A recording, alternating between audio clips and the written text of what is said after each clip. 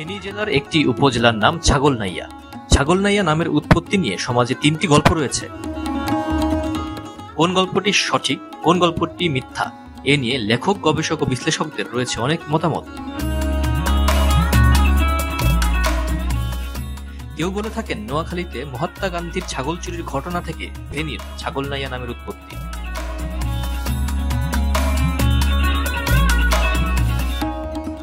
আবার কেউ কেউ দাবি করেন সাগরনাইয়া, যার অর্থ দাঁড়ায় সাগরের মাঝি, এ থেকে ছাগলনাইয়া নামের উৎপত্তি। আবার কেউ বলেন ছাগল খাইয়া থেকে ছাগলনাইয়া নামের উৎপত্তি। এবার বিস্তারিত বলি। নোয়াখালীতে মহাত্মা গান্ধীর ছাগল হারিয়ে যাওয়া থেকে ছাগলনাইয়া নামের উৎপত্তি নিয়ে গল্প। ছাগলনাইয়া নামের উৎপত্তি নিয়ে মানুষের মুখে মুখে একটি মিথ্যা ও বানোয়ার গল্প প্রচলিত রয়েছে। যে গল্পটি শুনলে আমাদের তথা ছাগলনাইয়া উপজেলার পূর্বপুরুষদের সম্পর্কে একটা খারাপ ধারণা আসে। গল্পটি হলো নোয়াখালীতে মহাত্মা গান্ধীর ছাগল চুরির ঘটনা। বলা হয়ে থাকে মহাত্মা গান্ধী ছাগল হারিয়ে যাওয়া থেকে ছাগলনাইয়া নামের উৎপত্তি।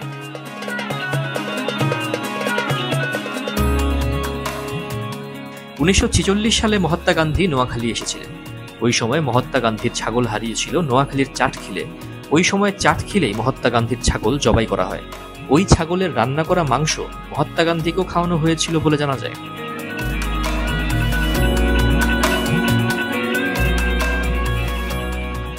ওই ঘটনা তথা নোয়াখালীর চাটখিলের সাথে ফেনীর ছাগলনাইয়া নামের উৎপত্তির কোনো সম্পর্ক থাকতে পারে না। কারণ মহাত্মা গান্ধীর ছাগল হারিয়ে যাওয়ার আগেই এই এলাকার নাম ছাগলনাইয়া ছিল। গবেষণায় দেখা যায় ছাগলনাইয়ার নামকরণ হয়েছিল 18 শতকের মাঝামাঝি সময়ে, অর্থাৎ মহাত্মা গান্ধী নোয়াখালীতে আসার পূর্বেই এই অঞ্চলের নাম ছাগলনাইয়া ছিল। সুতরাং মহাত্মা গান্ধীর ছাগল চুরির ঘটনা থেকে এই নামের উৎপত্তির গল্পটি জঘন্য, মিথ্যা, বানোয়ার।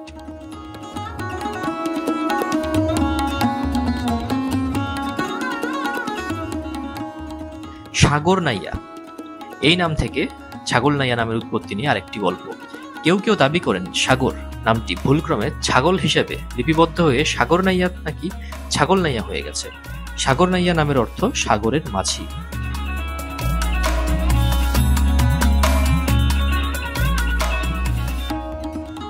এবার ছাগল খাইয়া থেকে ছাগলনাইয়া নামের উৎপত্তি নিয়ে যে গল্প আছে সেটা আপনাদের শোনাচ্ছি।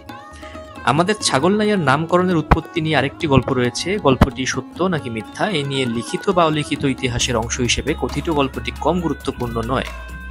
গল্পটি হলো এই এলাকায় সাগর ছিল। সাগরটির নাম ছিল বিল্লা সাগর, মতান্তরে সুখ সাগর।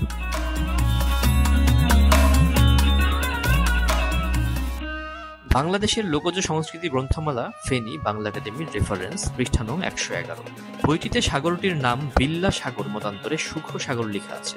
400 বছর আগে এই সাগর পারে এক রাখাল বাস করত।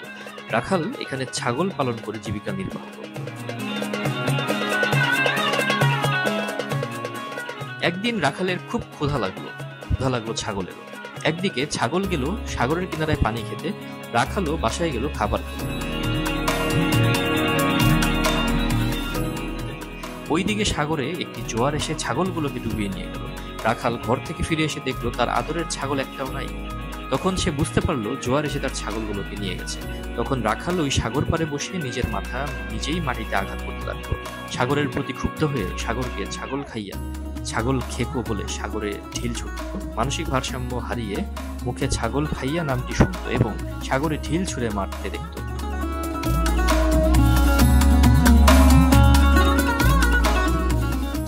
ওই সময়ে এই জায়গাটির নাম হয়ে গেল ছাগল খাইয়া। এরপর থেকে কয়েক শত বছর পরে এখানে গণবসতি গড়ে ওঠে। প্রায় 200 বছর পূর্বে স্থানীয় শিক্ষিতরা তারা জায়গাটির নাম ছাগল খাইয়া এই ব্যাপারে আপত্তি জানায়। পরে তারা গবেষণা করে দেখলো যে এখানে রাখালের ছাগলগুলো কে খেয়েছে কেউ দেখেনি, এমনকি রাখাল নিজেও ছাগল খেতে দেখেন নাই।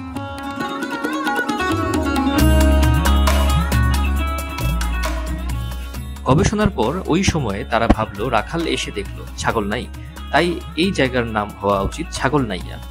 ছাগল খাইয়া হতে পারে না। ছাগল খাইয়া নামের উৎপত্তির প্রায় 200 বছর পরে এই অঞ্চলের নাম দেওয়া হয় ছাগলনাইয়া।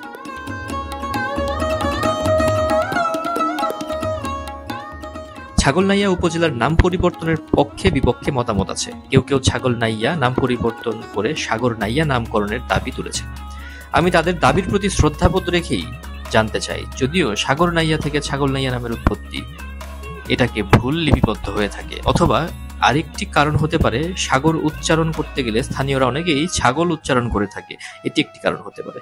তার চাইতে আমার কাছে ছাগলনাইয়া নামটি ভালো মনে হয়। তাছাড়া আমাদের নাটক সিনেমার বিভিন্ন বিনোদনের ছলে হলেও ছাগলনাইয়া নামটি প্রায় ব্যবহার হয়ে থাকে। এতে করে এই উপজেলার নামটি সারা দেশের মানুষ চিনে, এটা কম কিসের। অন্য নামে নামকরণ করলে হয়তো এত আলোচনা হবেই না। পরবর্তী ভিডিও দেখার জন্য মুনবিডি চ্যানেলে সাবস্ক্রাইব করে রাখুন। ধন্যবাদ।